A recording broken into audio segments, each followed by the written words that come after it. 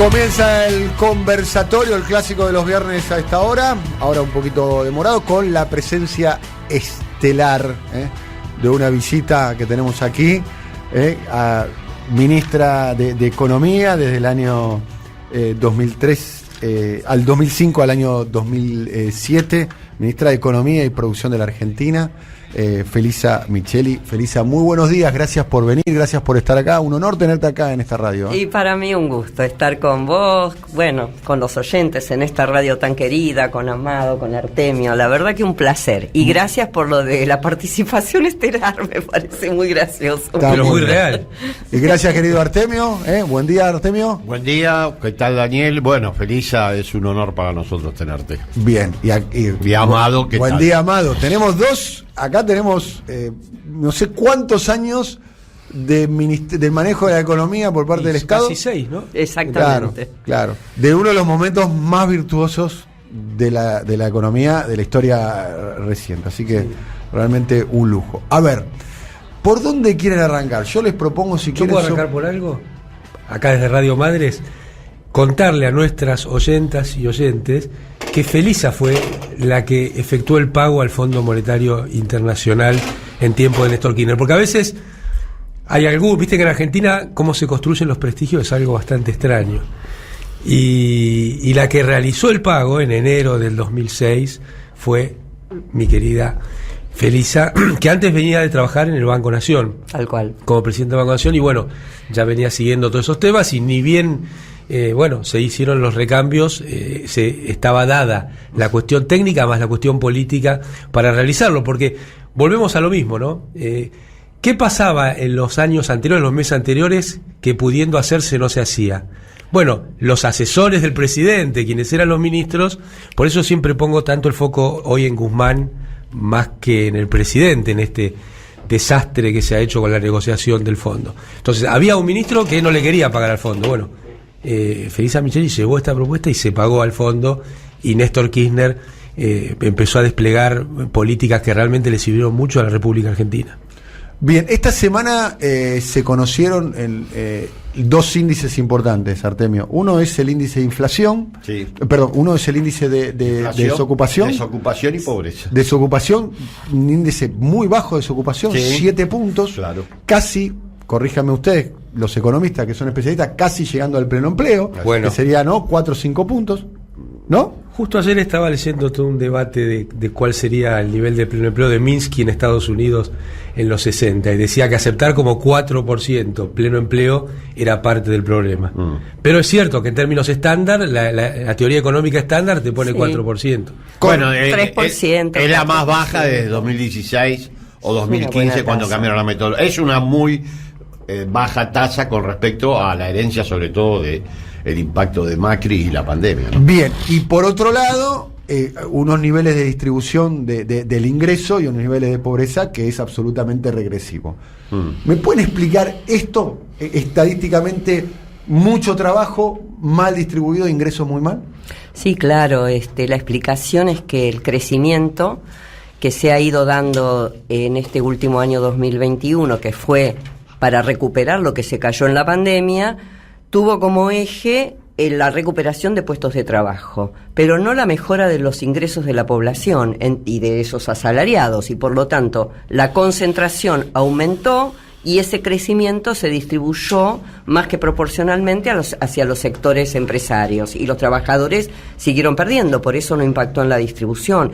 El empleo tiene que ser acompañado por medidas distributivas, y estas son fundamentalmente el mantenimiento de los salarios reales. Como cayeron por la inflación, que es, digamos, el principal problema en esto, creo que no vamos a tener ninguna duda ninguno de nosotros, ese problema no está resuelto, y yo quiero destacar acá que no se trata solamente de que un secretario de Comercio, en el caso de Roberto Feletti, que trata denodadamente de imponer o de proponer medidas para combatirla, no se trata solo de controlar los precios o de hacer acuerdos. Como él lo dice también, Acá hace falta adoptar otra serie de medidas que no se están adoptando. A mi juicio, se subestimó este tema y hoy pagamos esas consecuencias en términos de distribución y de caída de los ingresos de la población. ¿Qué políticas se pueden hacer eficaces para mejorar el ingreso? Uno, a priori, sin conocer demasiado, es aumentar los salarios y tratar de controlar los precios, pero ¿cómo? Bueno, pero hoy, por ejemplo, tenés que desacoplar la dinámica de precios externos de bienes primarios, porque justamente los que vos exportás son alimentos, claro. Como por la guerra sube el trigo, porque antes subía solo la soja, ahora como Ucrania y Rusia son exportadores también de trigo, empezás a tener un problema con no me gusta decir commodity, con un bien primario que es insumo de gran cantidad de los alimentos que componen la canasta indispensable de las clases populares en Argentina: harinas, pan, trigo. Vos el otro día hacías reportaje, Daniela, a quien lleva adelante el grupo de los panaderos, y claro, yo sacaba la cuenta, una familia necesita alrededor de 7.000 pesos para comprar 1 kilo de pan por día. Vos fíjate lo que significa eso en términos del ingreso en la Argentina, cuando la mediana del salario debe rondar, Artemio, los 80.000 pesos, del salario formal, de los que están empleados. El promedio, según la P por Q, que es la consultora de Álvarez Ají, 107.000 los salarios formales privados. Pero una línea de pobreza está cerca ya de 90.000 pesos para 4 personas. Para que tengamos una idea de lo que decía Felisa, de cómo efectivamente se generó empleo de una manera importante, pero no se tradujo esto en mejoras a nivel ingreso. El ingreso promedio de los hogares pobres en Argentina en el último semestre del año 2021 es de 46.712 pesos para 4 personas. Estamos en una situación compleja, a pesar de que el gobierno mejoró también la brecha de pobreza. Teníamos 40%, o sea, el valor del 40% del valor de la canasta, ahora bajamos a 36.7. Estamos en términos relativos mejor que en el primer semestre, pero fíjate los valores reales con los que se maneja una familia una familia, el 37% de la población. ¿Me dejás reivindicarte, Artemio, y reivindicar humildemente este programa? De una entrevista en noviembre del año 2020, plena pandemia. Seguimos en la pandemia, pero en plena pandemia, Claudio Moroni a Infobae, donde dijo una frase que para mí es una frase que va a quedar en la historia cuando se reconstruya este momento social histórico, claramente, y que nosotros, esto lo dijo en noviembre del 2020, escuchalo. Creo que el sueldo digno es aquel que estemos en condiciones de pagar y sostener. O sea, hubo una discusión muy grande con el tema del salario mínimo. El salario mínimo venía muy retrasado. Sí. Nosotros lo que estamos haciendo, que es lo mismo que queremos hacer con las jubilaciones, que también venía muy retrasada, es que le vayan ganando a la inflación de nuestro periodo. O sea, nosotros no podemos recuperar en 6 meses y en pandemia lo que perdió en los últimos 4 años. A ver, esto decía en noviembre del 2020, la frase: el salario mínimo es el que se puede pagar. Nosotros acá... Digno. El salario digno es el... Primero, que usa un plural raro, ¿no? Es el que podamos pagar. ¿Quién habla, los empresarios o el ministro de Trabajo? Bien, a ver, ponelo de vuelta, a ver. Claudio. El sueldo digno es aquel que estemos en condiciones de pagar y sostener. O sea, hubo una discusión muy grande con el tema del salario. A priori uno piensa que el salario digno es el que te permita vivir con dignidad, digamos, sí, dignidad con dignidad. Y yo quiero reivindicarte a vos, Artemio, porque esto lo encontró la producción de nuestro programa. Esto decías vos al día posterior.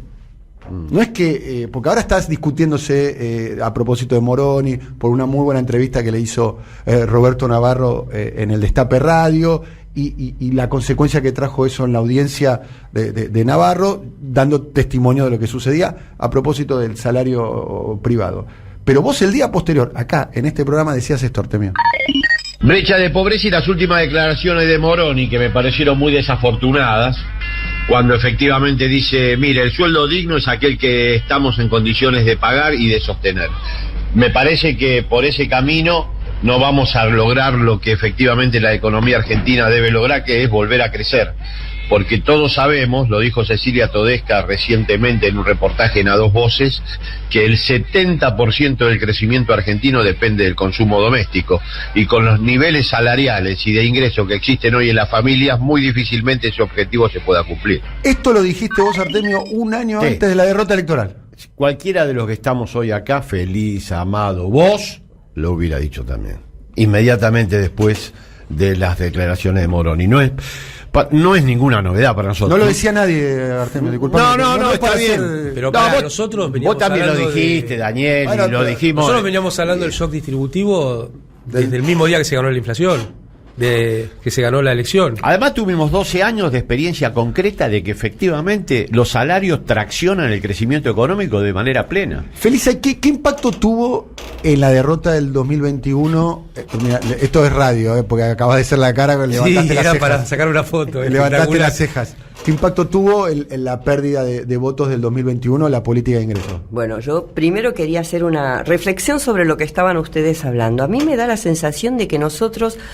que el gobierno no está entendiendo con claridad cómo es esto de llevar la economía del país adelante en un esquema armonioso, porque vos no podés bajar la indigencia, la pobreza, mejorar la distribución del ingreso, generar empleo, si no tenés una macroeconomía estable. Y esto, perdonen que yo hinche con esto, pero los economistas sabemos que si vos no tenés reserva, en la Argentina me refiero, y esto es así prácticamente demostrable, no tenés reservas en el Banco Central, no tenés una tendencia, un camino, un sendero de disminución de la tasa de interés, de disminución de la emisión monetaria y del déficit fiscal, porque también yo lo incluyo, a mí no me da vergüenza decir que nosotros gobernamos gran parte de nuestro periodo con superávit fiscal, no solo con equilibrio.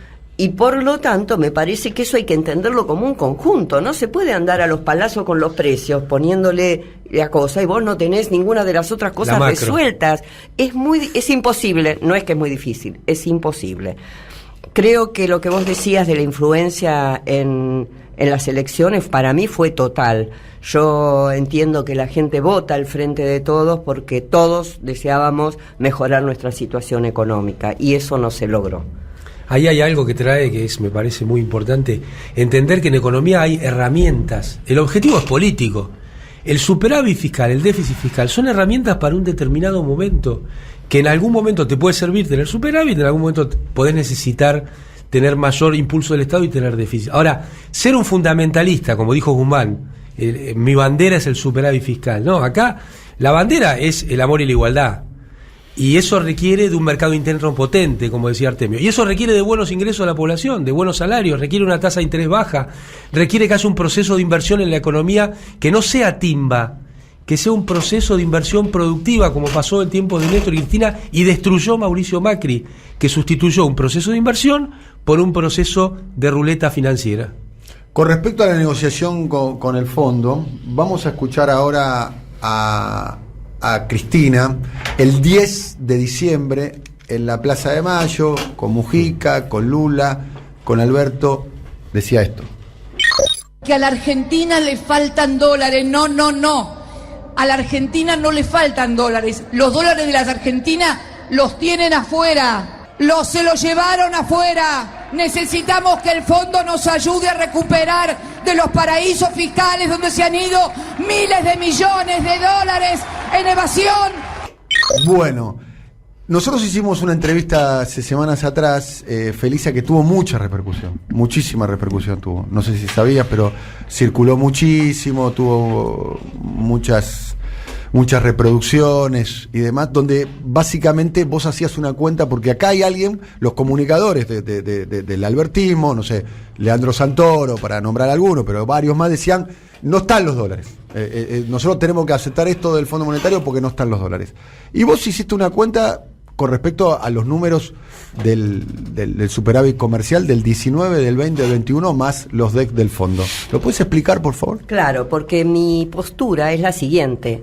Las soluciones en economía no aparecen solas, se tienen que ir construyendo. Entonces, si nosotros queremos tener divisas para poder negociar mejor con el Fondo Monetario Internacional, tenemos que construir una fortaleza en las reservas internacionales. Los dólares no estaban, me pongo en abogado del diablo, Felisa. No estaban porque no los construiste. Estaban porque ahora voy a los números. Año 2020, Alberto asume a fines del 2019. Entonces contamos, en el 2020 el superávit comercial fue 12.500 millones de dólares. ¿Eso es mucho o poco? Es muchísimo, es excepcional para la Argentina, que en los años de Macri tuvimos a veces déficit comercial externo y otras algún superávit ya cuando hubo ajuste en el 18-19 de 6.000 o 7.000. 12.500 millones de dólares es como el doble del promedio, podríamos decir. En el 2021 tuvimos 15.350 millones de Otra dólares. pregunta, Sonsa, ¿eso es mucho? Muchísimo. Es más que el anterior. Más que el anterior, muchísimo. Ahí ya tenemos 27.000 y piquito de millones de dólares. El fondo nos dio 4.350 millones de dólares por los derechos especiales de giro. Y además el Banco Central usó de las reservas que había dejado Macri 5.000 millones de dólares en este tiempo. Con lo cual estamos hablando de que se usaron todo el superávit comercial, todos los derechos de giro y 5.000 más de lo que teníamos ahorrado, 36.500 millones de dólares. Es como si te dijera que de eso podríamos haber ahorrado, no sé, 10.000, 12.000, no te estoy diciendo ni siquiera la mitad, por supuesto, yo como creo que le dije a Daniel en ese reportaje, me hubiera sentado arriba de cada uno de los dólares. Vas a jugar un partido de truco y quemás las cartas. Entonces, en el momento de cerrar la negociación, no tenés cartas. ¿Cuál era el partido de truco y qué es quemar las cartas? Vos asumiste sabiendo que tenías un problema con el fondo, que era impagable los 44.000 millones de dólares en los plazos que Macri había acordado. Lo sabía todo el mundo. Sabía Macri, el fondo, Alberto Fernández y Guzmán. ¿Qué hiciste entre el día que asumiste y cuando le dijiste a Alberto Fernández, che, no tenés más chance que firmar? ¿Qué hizo el ministro de Deuda en esos 2 años? ¿Qué hizo? Porque Argentina se dio el lujo de no tener ministro de Economía durante 2 años. Pero además fue un mal ministro negociador. Porque, como dice Felisa, vos no podés ir a una negociación sin cartas en la mano. Y parte de esas cartas son las reservas del Banco Central. Pregunto porque no sé, ¿cuáles hubiesen sido las medidas? Estamos acá con 2 ministros de Economía que estuvieron sentados en el lugar de la toma de decisiones, con Néstor Kirchner y con Cristina como en la jefatura, o sea, personas que están autorizadas a poder analizar. ¿Qué medidas hubiesen podido tomar para cuidar esos superávits del 19, 20, 21 más los de Felisa? Bueno, en primer lugar, hubo un gran pago de deuda del sector privado al exterior. Son grandes corporaciones que, como Sturzenegger había derogado toda la legislación de inscripción y de registro de esas deudas, por declaración jurada iban al Banco Central y decían, debo 25 millones de dólares a mi casa matriz. Ah, bueno, tómalos. Y el Banco Central se los dio a 100 pesos, no a 200, como tenemos que comprar los particulares. Se los subsidió. Tanto que les molesta los subsidios. Son los choriplaneros de la divisa. Es el choripán verde. Claro. Entonces, ahí ya nos hubiéramos ahorrado 10.000 millones de dólares, 8.000 millones de dólares. Una suma que uno puede elegir cuál es de antemano para saber que el resto pasan a fortalecer las reservas. Pido, tapa de los diarios. Venezuela, Chávez, no permite. Si está igual. Hay que estar dispuesto a desafiar el sentido común de la clase dominante. Pero hay que eso sería una medida para afectar intereses, ¿no? Sí, pero... Me pongo en abogado del diablo. Pero también tenemos que saber que en septiembre, fines de septiembre del 2020, el Banco Central tomó medidas parciales. Ahora, entre enero del 2020 y septiembre del 2020 dejaron que se las llevaran como quisieran y después dijo, no, te voy a dar solo el 40%, el 60% ponelo vos de la plata que tenés en el exterior o de dólares que saques de otros lados. Pero, ¿por qué? La política económica, ¿en qué consiste? En anticipar los problemas, no estar detrás de los problemas. Entonces, este es un tema para mí grave, nunca se volvió a reinstaurar el control y regulación de lo que había en la época del kirchnerismo. A mí me parece que eso es una medida que hay que tomar ahora. Porque aunque tengamos acuerdo con el fondo, si no hacemos esto, vamos a llegar a fin de año y otra vez no vamos a tener reservas. Se la van a llevar subsidiadas, claro, los choriplaneros de las divisas, y no va a quedar un dólar para la Argentina. Pero ellos tienen claro, además, la decisión entre política económica y el diseño político. La negociación fue mala, además, porque no satisfizo las demandas políticas del fondo. El fondo claramente, a través de su representante en el hemisferio occidental, que es el que nos va a monitorear la deuda, dijo: este gobierno es un gobierno que nosotros sabemos no va a cumplir con lo que el fondo quiere como transformación estructural. Estamos a la espera de un nuevo gobierno. O sea, desde el punto de vista político, la satisfacción en términos económicos que produjo esta negociación y estos pagos de los que ustedes, esta voladura de las reservas, y no produjo ningún efecto político con respecto a la caracterización del gobierno de Alberto, que sigue siendo para ellos un obstáculo a vencer. ¿Por qué no lo hicieron, Felisa? ¿Por qué no cuidaron las reservas para llegar al momento de la negociación dura con el fondo con mayor fortaleza? Pregunto, sí. Porque si lo saben ustedes, ellos también lo deben saber. Habrá formado parte del menú de opciones, Amado, Felisa. Bueno, justamente, Daniel, yo creo que ellos recibieron de varios economistas la cuestión esta de el camino de fortalecer las reservas para llegar mejor parado a la negociación con el fondo. ¿Por qué no adoptaron ese camino? Ya sí que eso lo desconozco. No sé por qué Miguel Pese y Martín Guzmán, que serían los dos actores que se tendrían que haber puesto de acuerdo para que esto ocurra, no tomaron ese camino. Pero además te estoy hablando de algo que se denuncia públicamente, claro. Por ejemplo, importaciones de aviones 300 aviones privados que se gastaron divisas en eso. Porque si vos podés conseguir dólares a 100, yo también compraría lo que pueda afuera y me los paga el Banco Central y el resto de la sociedad. Es subsidiar consumo de lujo.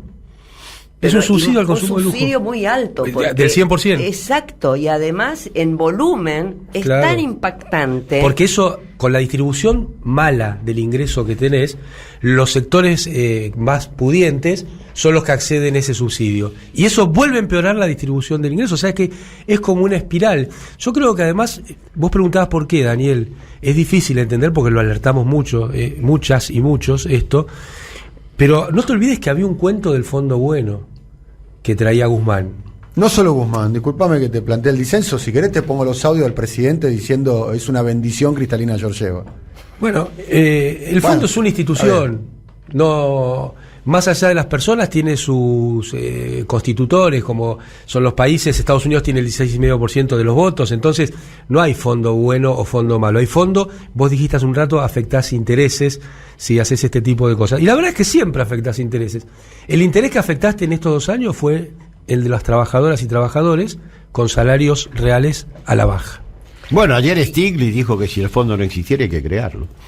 Hay una campaña destinada a considerar el fondo... el neoliberalismo progre. Apartaría la figura presidencial porque creo que efectivamente las decisiones políticas económicas no pasan exclusivamente. Bueno, Felisa y Amado tienen muchísimo más autoridad que yo para decirlo, pero un ministro, un técnico tiene que poder decir al presidente lo que opina y en función de eso también orientar política sin que esto suponga ningún demérito a la autoridad política. Para eso están los ministros también, para decir, mira, esto no es así. ¿Cómo era Néstor Kirchner como jefe, Felisa?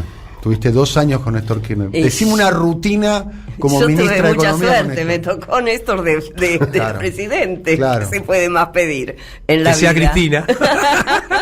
Claro, yo no tuve ese orgullo, esa suerte de haber trabajado con ella. Néstor se metía en todos los problemas de la economía. Él no sobrevolaba los temas, él los tenía en profundidad, hasta tal punto que a mí me decía, bueno, vamos a hacer esto, entonces, ¿por qué no preparás un informe de tantas páginas, todos los detalles me da, de tantas páginas que diga esto? Y yo le decía, Néstor, vos decime qué querés hacer y yo te voy a decir cómo, porque yo soy la que sé, voy al ministerio, está lleno de gente trabajando, que hagan tal resolución.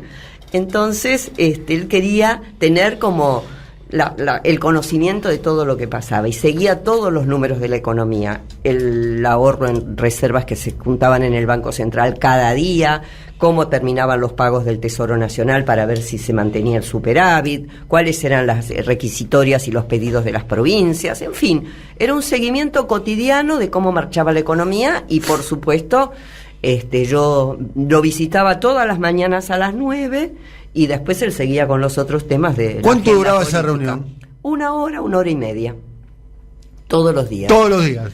De lunes a viernes, ponele. Sí, hasta el punto que yo le decía a Néstor, ¿no hay otros problemas en la Argentina que pueda venir otro ministro algún día a las ¿Cómo 9 era la hora de mañana? la toma de las decisiones? Se dialogaban las decisiones, nosotros le llevábamos propuestas y él tomaba la decisión. Por supuesto que a la hora de ejecutar la propuesta había una solvencia técnica que yo la destaco porque se revisaban por la legal y técnica los decretos, las resoluciones, entonces uno se sentía seguro de que no estaba de alguna manera sacando una medida que pudiese tener algún tipo de problemas, no más allá de la decisión política, había una solvencia técnica que uno se sentía muy respaldado al hacer las cosas, ¿no? Porque a veces las decisiones... ¿Lograbas convencerlo a hacerlo cambiar de opinión? A veces sí, a veces no. Y a veces él me decía unas cosas y yo, no, como no me gustaban, no las hacía y después me llamaba al día siguiente. ¿Pero por qué no hiciste esto? ¿No firmaste tal resolución? La designación de algún funcionario. Entonces lo decía, pero no quiero nombrar a fulano o a mengana. ¿Vos le decías? Sí, entonces por eso no la firmo y tardo. Entonces me decía... Hay que aprender que a veces en la política hay que hacer designaciones que a uno no le gustan del todo. No te voy a preguntar quién, pero no. ¿tenía razón él? No, tenía razón yo en ese caso. Tengo una curiosidad antropológica de saber quién. En el corte, como dicen en la tele. En el corte no. Pero es un acá ejemplo. tenemos un chiste que no queremos nombre, queremos apellido. No. Bueno, no, en el corte no vas a decir. Pero mira, por ahí favor, está. desclasificá. No sé, mira, Daniel, nunca lo dije así. No, entonces no lo digas. Pero vos a ver, pregunta, no digas el nombre, pero si decís el nombre hoy, muchos oyentes van a decir, ¿tenía razón Felisa? Probablemente, estoy casi segura, no sé. Bueno. A mí me gusta mucho esto que nos está compartiendo con tanta generosidad Felisa, porque te marca lo que venimos hablando hace 2 años. Este rispidez que tenemos con lo del presidente y los ministros. Sí. El presidente toma Usted la decisión. abona la teoría del entorno que... No es la teoría del entorno. Es que el menú... Poco verosímil, digamos. No sé si es verdad o no. El menú de posibilidades técnicas te lo tiene que traer tu equipo técnico. Y lo mismo pasa para abajo, ¿eh? No vas a creer que esto se acaba en el presidente. Eso es una cosa que siempre se va dando. Y esto que nos cuenta Felisa... Y cosas que ha contado Cristina, como fue el tema de las AFJP, por ejemplo. Esa teoría bastante mala con Alberto Fernández, porque Alberto Fernández fue engañado por Martín Guzmán, entonces. Bueno, fue engañado. El menú de cuestiones. Como un sonso. Pero eso te lo quieren cosa. Ayudar y lo hacen quedar como un sonso. Mirá esto.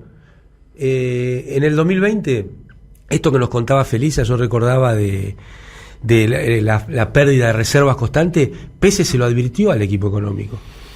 Miguel Pese se lo advirtió. Y el equipo económico le dijo que no estaba en situación de pelearse con empresas y bancos. Bien. Entonces hay todo esto de Stiglitz. A mí por eso, cuando el oropel viene de alguien de afuera, yo empezaría a desconfiar.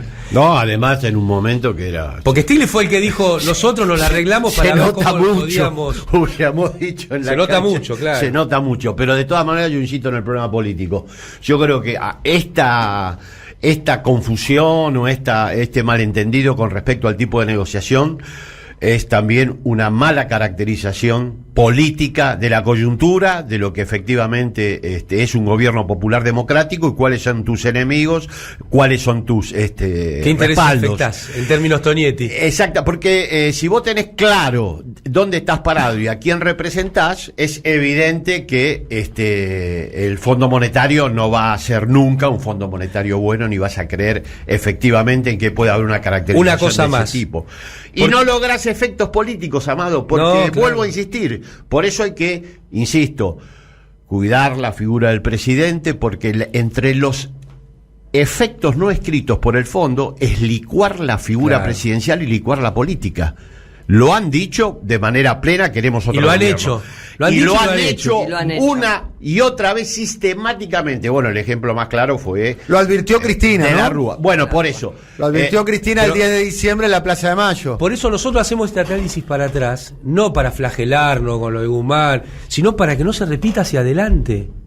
Acá el problema es que, bueno, está el acuerdo con el fondo, es un parteaguas. Ahora sucedió algo extraordinario, que es el proyecto que presentaron las senadoras y senadores del Frente de Todos en el Congreso. Creo que es un parteaguas, y ahí sí la discusión sobre la unidad cobra sentido político. Le pregunto a Felisa Micheli, después Amado, después Artemio, estamos en este conversatorio histórico de alguna manera. Hoy un programa muy intenso, el programa de hoy, porque tuvimos varios combatientes de Malvinas, terminamos muy conmocionados. ¿Es viable el proyecto que están presentando los senadores del Frente de Todos, o es un posicionamiento político y un poquito ladrarle a la luna? Bueno, primero quiero una cosita decir respecto a esto del fondo bueno, fondo malo. A mí me tiene un poco cansada esta cuestión, porque digo, una cosa es que los que no están habituados a analizar estas cuestiones se manejen en términos de bueno o malo. Es lo mismo que cuando se habla qué codiciosos los empresarios, qué falta de sensibilidad. Estamos hablando de características humanas, y cuando en realidad acá se trata de intereses que derivan de la posición de cada uno en este sistema capitalista. El fondo, como está ahora, el fondo no va a ser ni bueno ni malo, va a defender siempre los mismos intereses. Los empresarios no son ni buenos ni malos, defienden sus intereses. No es que un empresario va a venir a decir, yo voy a ganar menos, así la gente come más. Olvidémonos de que eso ocurra, porque es no comprender cómo se dan las relaciones en la actualidad en el mundo. Entonces, eso me parece que hay que sacarlo del vocabulario político y del vocabulario del análisis, la bondad o la maldad, sino que hay que ir a las cosas profundas y a cómo son. Feliz a esto puja que de decís. Intereses. Además, si uno cree que hay buenos y malos, vacías de contenido el rol del Estado. Tal cual. Porque cuando sean buenos no hace falta. No, acá hace falta el Estado como mediador. Y creo que este proyecto que me preguntaba recién Daniel tiene que ver con un rol del Estado que defiende los intereses del Estado, porque sale a ampliar la base de aquellos que tienen que pagar impuestos en aquellos que usufructuaron de los beneficios de los fondos que le entregó a Macri el Fondo Monetario Internacional. ¿Pero es un proyecto para construir una narrativa política o es un proyecto que se puede llegar a ejecutar? Digo, porque está pensado y elaborado, y creo que la intención de los senadores es esa, para que se pueda ejecutar, Daniel, porque hay una serie de medidas que están incluidas en ese proyecto de ley, donde está clarísimo cómo se pueden implementar desde la figura del denunciante, desde el levantamiento de ampliación de la figura de determinados secretos para que haya acceso a mayor información. Hay una cantidad de elementos donde se pueden aplicar claramente este proyecto de ley. Bien. Está Alejandro Barrios escuchando el programa, te manda saludos. Mándale un abrazo. Alejandro Barrios, uno de los oyentes. Escuchemos a Roberto Feletti, que ya fue mencionado acá, y yo voy a destacar una cosa bien puntual de Roberto Feletti. Escúchenlo. Uno es un funcionario público que asume las políticas que tiene que llevar adelante, entiende las dificultades y las discusiones de la relación de fuerzas, como se suele decir actualmente, cosa que yo mucho no comparto, pero bueno, aceptémosla. Siempre me queda que Néstor con 22% de los votos dio vuelta al país como una media, pero bueno, aceptémoslo y demos esta discusión. Acá, esa frase, Néstor con 22% de los votos dio vuelta al país como una media, ¿no? Fuerte. Pero bueno, aceptémosla. ¿No? Siempre me queda que Néstor con 22% de los votos dio vuelta al país como una media, pero bueno. Bien, fuerte eso, ¿no? Porque es toda una declaración... Es fuerte pero real, pasó, sí. Es verdadero, y creo que tiene que ver con tener esa vocación política de querer cambiar la correlación de fuerzas, de querer construir... ¿Qué es la correlación de fuerzas? Esto es así. A ver. Esto funciona de esta manera. Hay intereses que pujan por mayor concentración económica y otro grupo de intereses que pujamos por una mayor distribución económica. Entre esas dos vertientes, digamos, de la vida nacional, que se puede llamar movimiento nacional y popular versus los neoliberales, por decir algo, en algún momento estamos más fuertes nosotros y es cuando podemos imponer nuestras medidas, y en otros momentos están más fuertes ellos. La correlación de fuerzas es justamente medir cómo estamos de fuerte estos dos campos. Yo estoy convencida de que esa correlación de fuerzas se construye con medidas que le den gusto a la gente, que la gente se entusiasme con que nuestro proyecto nacional y popular le puede solucionar sus problemas, que se dé cuenta y que la política nos haga dar cuenta a todos que esto hace a la felicidad del pueblo y la grandeza de la patria. Y para eso hay que tomar medidas si estás en el gobierno. Si estás en la oposición, bueno, hablás. Pero si estás en el gobierno, también tenés que generar algún tipo de épica, algún tipo de sintonía con la gente para que tenga ganas de defender lo que vos estás haciendo. Bueno, lo que siempre decimos acá, lo primero que una cosmovisión, una ideología hace es recortar el campo de lo que es posible y lo que no. Esa es una operación elemental. ¿Era posible juzgar a los militares en el 83? Para hablar de un político al que, bueno, uno le tiene respeto, pero no es particularmente el político que a mí me constituyó, digamos, como su... Bueno, no. ¿Qué le hubiera dicho? Esto es imposible. Yendo más atrás, ¿era posible a mediados de los 70 empezar una Argentina con 50 puntos de informalidad, con salarios de los niveles que tenemos hoy, con los niveles... Había 6 puntos de pobreza y nos llevaron a 54. Si hubieras dicho... con Isabel, mira, que es una figura controvertida, vamos a llegar a 54 puntos de pobreza en este país, y hubiera dicho, no es posible. Bueno, aprendamos que lo que no es posible en un momento, efectivamente luego, en el decurso de los acontecimientos, se constituye como posible, y hoy es una realidad al revés. ¿Podemos bajar 40 puntos de pobreza? Muchos dicen... Es casi imposible. Vamos a sumar a Felicita Bonavita, que se suma. Gracias por la invitación. Se suma a la transición, se suma al conversatorio. Feli, ¿cómo estamos? ¿Cómo están? Gracias por la invitación. No, hola Amado, por hola Felisa, hola Artemio, ¿cómo están? Hola Dani. Sí, los estaba escuchando atentamente y bueno, dos cuestiones con respecto a, creo que no me perdí nada, pero con respecto al proyecto del Frente de Todos para recaudar ese dinero en fondo a lo evadido, digamos, aún no aprobándose ese proyecto, hay herramientas, digo, ustedes lo saben muy bien, ¿no? Hay herramientas como para cruzar datos, como para verificar que aquellos grandes nombres que declaran tener bienes en el exterior, digo, si hay coincidencia entre lo declarado y entre lo que efectivamente tienen, y qué dificultades pueden surgir a la hora de pedir datos a bancos, ¿no? De otros países donde justamente se albergan estos fondos. Bueno, por supuesto que hay forma de hacerlo. Lo que pasa es que hay algunas jurisdicciones, como se le dice a los países cuando se habla de estos temas tan espinosos, que son no cooperativas.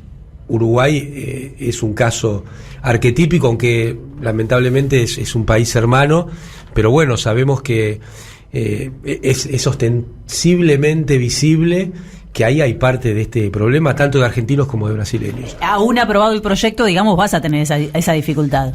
Sí, por supuesto, pero me parece que el foco está puesto en Estados Unidos. Por eso es tan importante la reunión de la vicepresidenta Cristina Fernández de Kirchner, porque Estados Unidos es uno de los países que, por lo menos cuando me tocó a mí, seguramente cuando le tocó a Felisa también, ir a las reuniones del Fondo, del Banco, del G20, es el que más alaraca hace con la transparencia, los movimientos de fondo y la mar en coche, pero tiene paraísos fiscales adentro mismo de Estados Unidos. Alaraca y mar en coche, la misma frase que me gusta, ¿eh? Es la edad, ¿no? Muy bien. ¿Qué interpretan de esa reunión entre Cristina Fernández y Mark Stanley, la primera reunión con un funcionario importante norteamericano en muchos años de Cristina?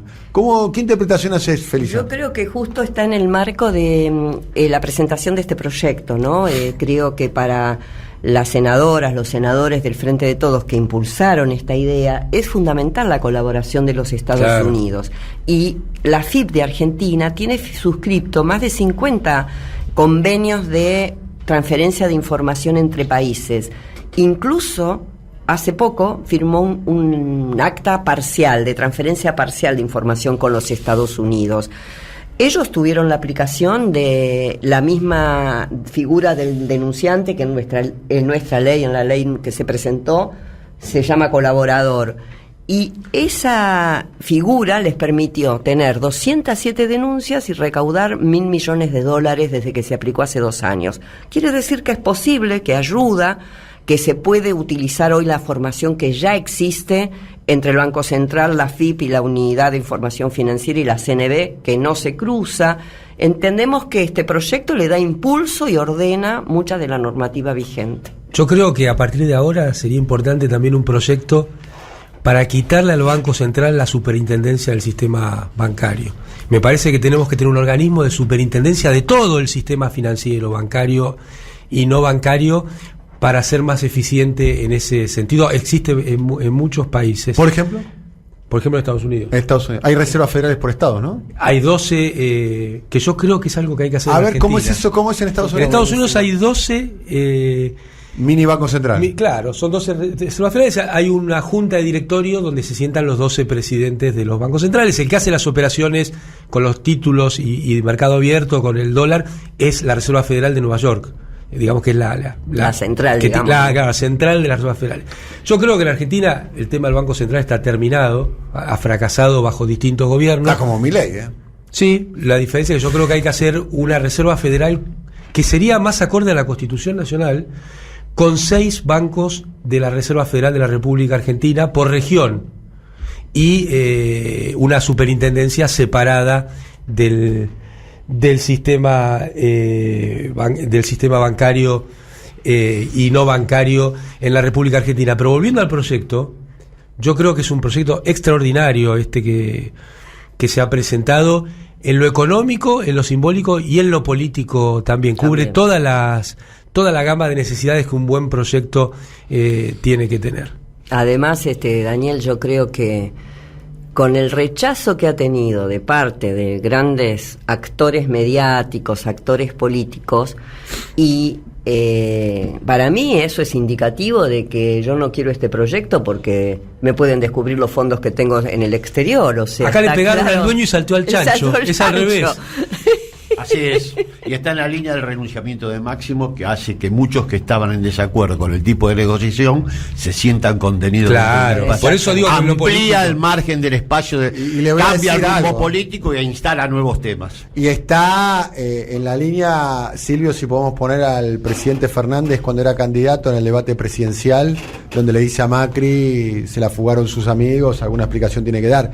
Está en la línea del contrato electoral. Está en la línea del contrato electoral. Totalmente. Parte del triunfo del año 2019 tiene que ver con esto. Yo no sé en qué país vive Macri, francamente lo digo.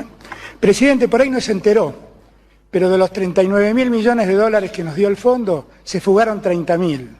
Se lo llevaron sus amigos, presidente. Y algún día le va a tener que explicar a la Argentina dónde se fueron esos dólares.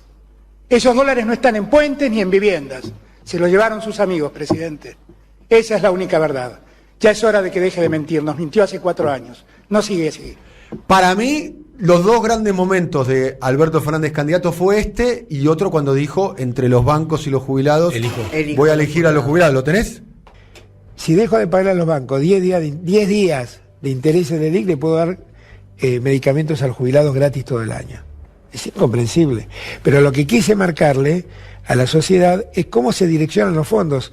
¿Qué hizo el gobierno? Reaccionó porque dice, no, tenemos que seguir pagándole a los bancos. Bueno, entre los bancos y los jubilados yo me quedo con los jubilados.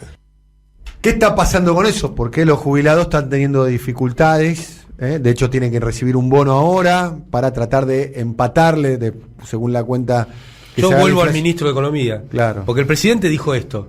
Vos asumiste con alrededor de 2 billones del ELIC. Y hoy, más que lo duplicaste. Vos lo definís como la emisión, Cuasi la emisión fiscal. buena. No, como la emisión buena. Está la emisión buena, la emisión Ay, mala, la que sí, trae inflación. Esa no le molesta a nadie. Hay una emisión que es bárbara. En cambio, la que va a los negros, que es la que va al tesoro, esa es una porquería. En cambio, la que va a los bancos es una emisión de buena. Claro. No trae la que va a los inflación. bancos, a los banqueros está bien. Está bien, y la al que sistema va financiero. a apoyar las políticas públicas porque va al tesoro, esa está mal. Entonces, este es, digamos, es un doble discurso, es una caradurez que nosotros tenemos que salir a poner en claro, porque tampoco nadie tiene por qué saber todas estas cosas. Y el presidente lo dijo, hay que trabajar para que y acercar cada vez más propuestas para que el presidente ponga en marcha el contrato electoral. ¿Por qué? Porque tenemos un 2023 por delante, porque queremos tener perspectivas de que el proyecto del Frente de Todos pueda seguir. Entonces, para eso necesitamos cambiar una línea de tendencia que nos llevó a la derrota de noviembre. Le voy a hacer una pregunta, un penal. ¿Con esta política económica se pierde en el año 2023? Si seguimos en esta inercia donde la gente está en disconformidad, sí, si cambiamos, creo que tenemos chances. Que cuando digo cambiemos, cambiamos, no cambiemos. quiero decir que tenemos que tomar otras medidas que permitan que aumenten los ingresos de la población y que haya más nivel de actividad, crecimiento, empleo, distribución. Bien. ¿Vos, Artemio? Comparto lo que dice Felisa y además tenemos un dato cierto. La gente en noviembre no le dio el voto a la oposición, prefirió obviamente no participar como un señalamiento ad hoc de que hay que profundizar el contrato, hay que profundizar el rumbo y volveremos nuevamente a constituir el Frente de Todos de 2019, porque el Frente de Todos, en términos de representación política en noviembre, se rompió. No en la cúpula, pero sí abajo. Hay que reconstruirlo, ese es el objetivo.